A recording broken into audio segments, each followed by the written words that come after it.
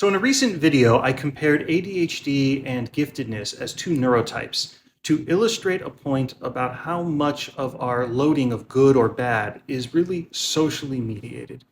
And in that video, I at one point described giftedness as being about being good at test taking, not to suggest that that's a good description of giftedness at all. It's a terrible description, but rather to illustrate precisely that describing particular neurotypes by symptomology or output is not a good way of describing things.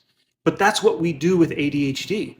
The data supports the notion that ADHD is a emotional valence difference, where the person connects much more strongly to the emotional value of what's happening now than something in the future when compared to a neurotypical person. Attentional difficulties and hyperactivity difficulties are likely but not actually required in order for that underlying truth to still hold. And in ADHD, we even see cases where it appears to be adaptive. Things like a firefighter, right? Jobs that require focus on the immediate present without being distracted by the future.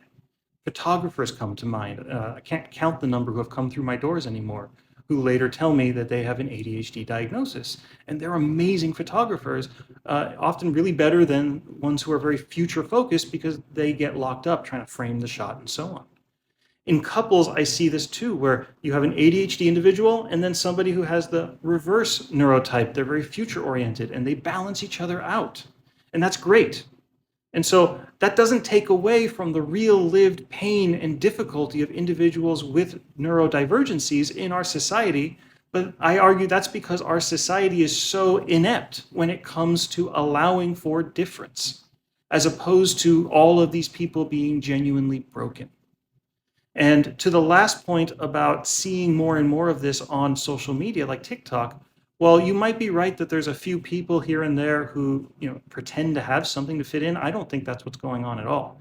I actually think what's really happening is that social media is allowing people who have felt different their whole life to finally find others who are like them, to develop a new community. And so it's a non-random sample, which also, by the way, I think is why my poll, although still skewed towards giftedness, is nowhere near as skewed as I had expected.